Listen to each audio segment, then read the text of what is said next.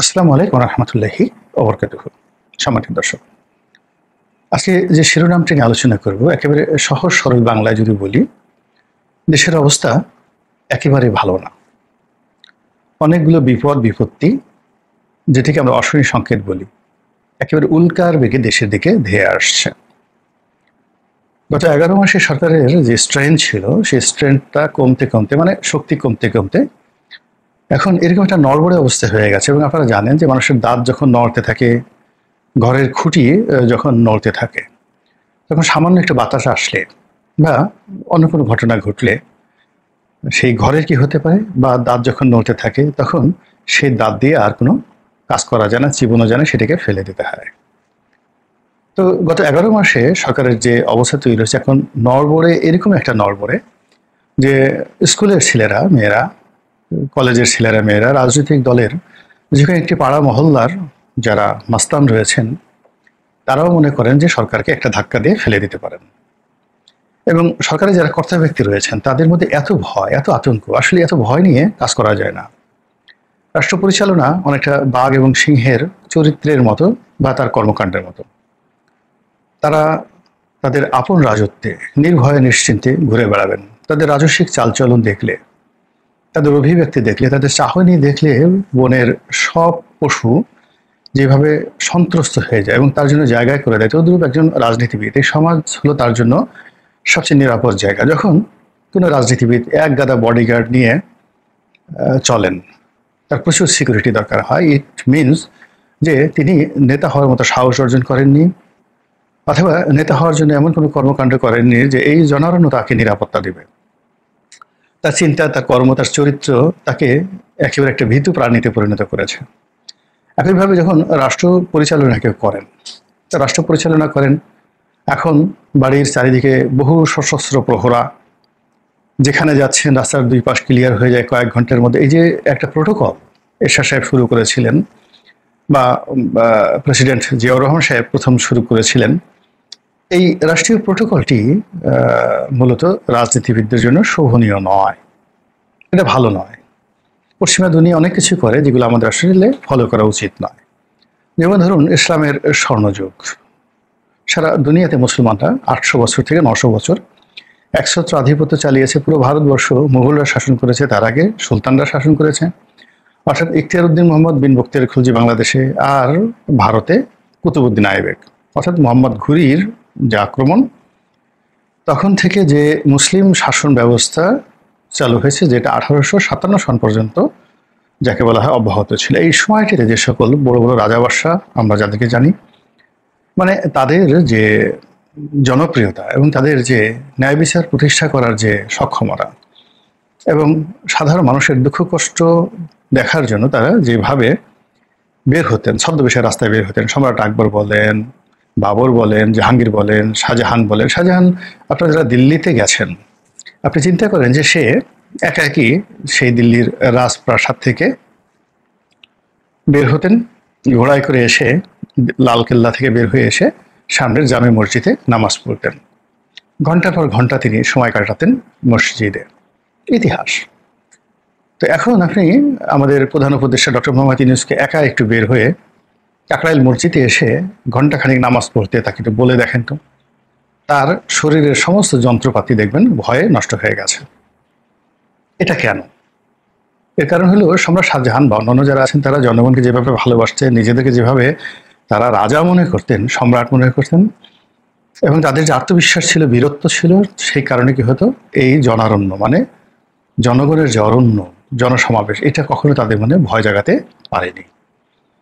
তো সেই দিক থেকে আমাদের এই সমাজটি এই মুহূর্তে যারা শাসক তাদের জন্য রীতিমতো একটি ভয়ঙ্কর সাপদ সংকুল জনপদ হয়ে পড়েছে।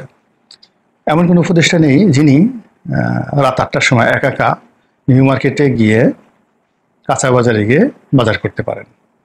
কিংবা এমন কোনো উপদেষ্টা বা উপদেষ্টি, মানে মহিলা উপদেষ্টা যেটা, উপদেষ্টি নেই যারা একা একা সে বিউটি পার্লার বলেন বা সেলুন বলেন, সেখানে গিয়ে চুল কাটতে যাবেন বা তার যে অন্যান্য যে কর্ম সেগুলো করতে যাবেন, এই সাহস তাদের নেই। এমনকি একটা ওষুধের দোকানে রাতে বেরোনোর মতো অবস্থা তাদের নেই। এতটা ভয় এবং আতঙ্ক ছড়িয়ে পড়েছে আমাদের সমাজে। দ্বিতীয়ত হলো যে মানুষের অভাব এবং অভিযোগটা কোন পর্যায়ে গেছে আপনি দেখুন। উপার্জনের জন্য মানুষ কোনো পথ খুঁজে পাচ্ছে না, ফলে চুরি, ডাকাতি, রাহাজানি, ছিনতাই এগুলো এতটা বেড়ে গিয়েছে যে ঢাকার অভিজাত এলাকা গুলশান, বনানী, উত্তরা, ধানমন্ডি, বসুন্ধরা এই সমস্ত এলাকাগুলোতে ঠিক আদিম যুগে যেভাবে মানুষ চাপাতি নিয়ে, রামদা নিয়ে তারপরে মানুষের উপর আক্রমণ চালাতো, ডাকাতি করতো, সেই ঠিক একই অভিনব কায়দায় তারা পুলিশের সামনে, সেনাবাহিনীর সামনে নাকের ডগায় অপরাধ ঘটিয়ে আবার সেখান থেকে তারা চলে যাচ্ছেন। এবং এই শহরে চাপাতি, রামদা, চাকু, ড্যাগার, এরপরে পিস্তল এগুলো ভাড়া দেওয়া হচ্ছে এই ধরনের অপকর্ম করার জন্য। মাঝে মধ্যে দু চারটে ঘটনা আমরা দেখি সেই যাকে বলা হয় ইন্টারনেটে, এবং এগুলো দেখে রীতিমতো আঁতকে উঠতে হয়। ঢাকার অভিজাত এলাকাগুলোতে বিশেষ করে ধরেন ডিওয়াইসে, যেখানে বেশিরভাগই সামরিক কর্মকর্তারা থাকেন, তো বেশ কয়েকটি ডিওয়াইসিসে গত কয়েকদিনে দুর্ধর্ষ কতগুলো ডাকাতির ঘটনা ঘটেছে। তার মধ্যে বেশ কয়েকজন ডাকাত ধরা পড়েছে এবং এদের মধ্যে বেশ কয়েকজন সাবেক সেনা সদস্য রয়েছে যারা সেনাবাহিনীতে কর্মরত ছিল। তো এইরকম সামাজিক অস্থিরতা, সামাজিক নিরাপত্তাহীনতা এবং একই সঙ্গে বিচারহীনতা চলছে। কোর্ট কাছারির যে অবস্থা, মানে একজন যাকে বলা হয় বিচারক, জেলা জজ পর্যায়ের বিচারক, তিনি আমাকে বলছিলেন একটা জেলার দায়িত্বে যে ওই জেলাতে যে সবচেয়ে প্রভাবশালী রাজনৈতিক দল তাদের মধ্যে 3টা গ্রুপ রয়েছে। এই 3টা গ্রুপ সমস্ত উপজেলা কোর্টগুলো, জেলা কোর্টগুলো তারা নিয়ন্ত্রণ করছে, কে জামিন পাবে, কে পাবে না। এবং এগুলো সবই করছে তারা টাকা পয়সার মাধ্যমে এবং লেনদেন করার পরে এসে যারা এই কর্মে নিয়োজিত, বিচার কর্মে নিয়োজিত সিনিয়র জুনিয়র সমস্ত বিচারকদের উপরে রীতিমতো মানসিক টর্চার, যে কাজগুলো করতে হবে, আদারওয়াইজ আপনি এখানে থাকতে পারবেন না, বা আরো নানা রকম কথাবার্তা। এবং সেই বিচারক আমাকে যেটা বললেন যে তিনি পাগল, অর্ধোন্মাদের মতো অবস্থা হয়ে গেছেন, ভয়ে তিনি সারাক্ষণ টেলিফোন বন্ধ করে রাখেন এবং তাকে সহযোগিতা করার মতো জেলা অ্যাডমিনিস্ট্রেশনে ওইরকম কেউ নেই। আমাকে ফোন করেছিলেন যে আমি যদি কাউকে বলে দিই, ওখানে রাজনৈতিক নেতাকর্মীরা যারা আছেন তাদেরকে বলে দিই যেন তারা একটু তার প্রতি দয়া পরবশ হয় বা এই ধরনের চাপ যেন না দেয়। তো এরকম যে ঘটনা জুডিশিয়ারিতে ঘটছে, এটা তো কখনই আমরা কল্পনা করতে পারি না। আমাদের হাইকোর্টে বা সুপ্রিম কোর্টে, অ্যাপিলেট ডিভিশনে, বার এবং বেঞ্চে, অর্থাৎ উকিলদের মধ্যে এবং বিচারকদের মধ্যে এমন কিছু ঘটনা ঘটছে যে কথা বলাও যাচ্ছে না স্পর্শকাতরতার কারণে, আর না বলেও পারা যাচ্ছে না। যারা ভুক্তভোগী এবং ওখানে আছেন তারা খুব ভালো করে জানেন যে সেখানে কি ঘটছে।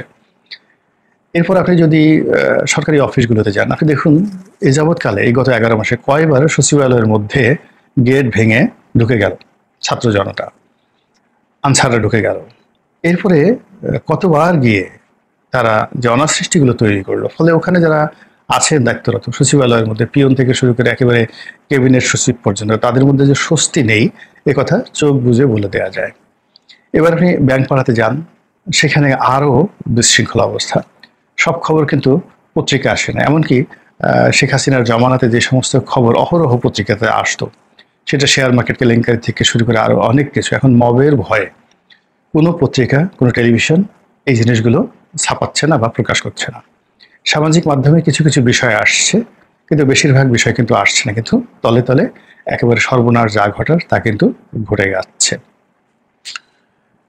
এর বাইরে যে রাজনীতির দুর্বৃত্তপনা, অর্থাৎ রাজনীতির এখানে 3টি বিষয় রয়েছে।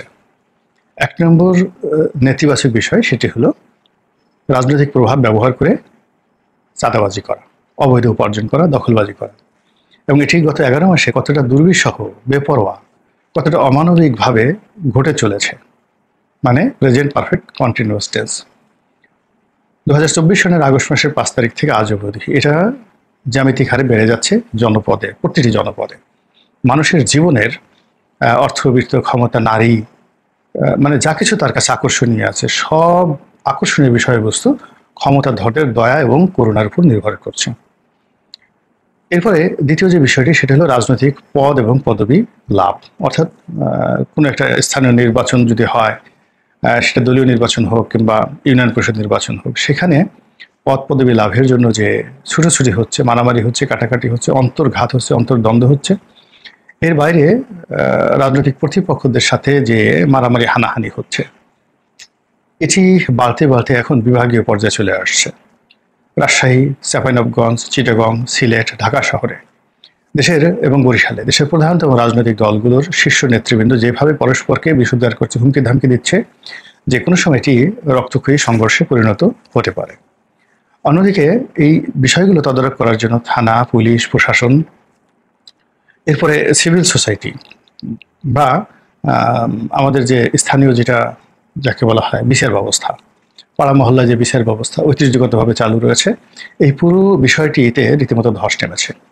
এখন কেউ কারো বিপদে এগিয়ে আসতে পারে না, আসে না, আর আসলেও কেউ কাউকে কোনো উপকার করতে পারে না। ক্ষতি যা করার সবাই আপনাকে ক্ষতি করতে পারবে, কিন্তু কেউ আপনাকে উপকার করতে পারবে না। ফলে কি হলো, এই যে এতগুলো সমস্যার কথা বললাম, এই সমস্যাগুলো বাড়তে বাড়তে বাড়তে বাড়তে এক একটা সমস্যা এক একটা রাক্ষস হয়ে, এক একটা সমস্যা একটা খোকস হয়ে, এক একটা সমস্যা বজ্রপাত হয়ে রীতিমতো ঝড়ের গতিতে আমাদের জাতীয় জীবনে, পারিবারিক জীবনে, ব্যক্তি জীবনে, রাষ্ট্রীয় জীবনে ছুটে আসছে।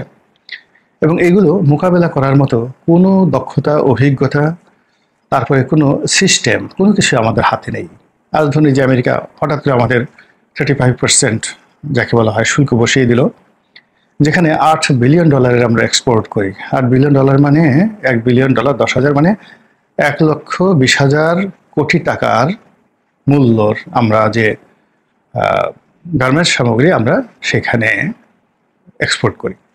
তো ধরুন 1 লক্ষ বা 1.5 লক্ষ কোটি টাকার যদি আমরা এক্সপোর্ট করি, এটাকে 5 থেকে 7 বার আমাদের দেশে ট্রানজ্যাকশন হয়। অর্থাৎ যখন কোনো আমেরিকান বায়ার একটা এলসি দেয়, ওটার বিপরীতে আমরা একটা ব্যাক টু ব্যাক এলসি করি, তারপরে সেটা আনি, সেটা ট্রান্সপোর্ট মানে পরিবহন আনি এবং সেটা ইন্স্যুরেন্স করি, সেটার মাধ্যমে ব্যাংকিং করি।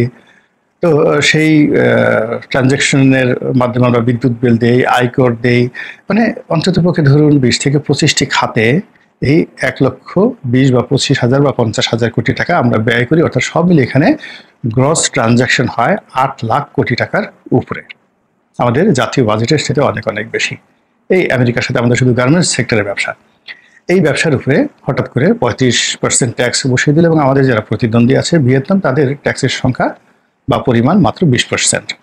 ফলে আমাদের ব্যবসা সংগতের কারণে হুমকির মধ্যে পড়ে গেল। এবং এই যে প্রাথমিক যে হুমকি এবং প্রাথমিক ধাক্কা, এটি কাটিয়ে ওঠার জন্য যে ব্যাংকিং সাপোর্ট দরকার, যে ইন্স্যুরেন্সের সাপোর্ট দরকার, সরকারি সাপোর্ট দরকার, এই সাপোর্ট দেওয়ার মতো এই ইন্টারিম গভর্নমেন্টের কোনো সামর্থ্য নেই। ফলে সমস্যা বেড়ে গেছে। এর মধ্যে আরও অনেক অনেক নতুন কোনো কর্মসংস্থান নাই, তারপরে যেটাকে এডিবি বলা হয় বা পাবলিক ওয়ার্কস বলা হয়, সরকারের পক্ষ থেকে বড় কোনো প্রজেক্ট চালু হচ্ছে না, কাজ চালু হচ্ছে না। ফলে কর্মসংস্থান নেই। কর্মসংস্থান না করার কারণে এই যে 40 লাখ কর্মজীবী মহিলা শুধুমাত্র গার্মেন্টস সেক্টরে কাজ করছে বা অন্যান্য সেক্টরে কাজ করছে। তারপরে ধরুন অন্যান্য যারা ছেলে পেশাজীবী আছেন, এরকম যদি 1 কোটি লোক বেকার হয়ে যায়, নারী এবং পুরুষ, তারা কোথায় যাবে বলেন? ছেলেরা পেশা পরিবর্তন করবে, অনেকে ছিনতাইয়ের হাজানিতে জড়িয়ে পড়বে, মেয়েরা বেকার হয়ে যাবে, তারা ঘরে গিয়ে কিছুই করতে পারবে না। আর যারা একেবারে অসহায় অপারক, তারা দেখা গেল যে রাস্তায় নেমে যাবে পতিতাবৃত্তিতে। তো এই যে একটা সমাজ কি একটা ভয়াবহ বিবর্তনের দিকে যাচ্ছে, অথচ আমরা এখনো নাকে তেল দিয়ে ঘুমাচ্ছি, একে অপরকে দায়ী করছি, আর যে স্বপ্নের সঙ্গে কোনো বাস্তবতার মিল নাই, সেই ধরনের নানা অমূলক স্বপ্ন দিয়ে জাতিকে বিভ্রান্তি করছি। মহান আল্লাহ আমাদের সবাইকে হেদায়েত দান করুন এবং হেফাজত করুন। আসসালামু আলাইকুম ওয়া রাহমাতুল্লাহি ওয়া বারাকাতুহু।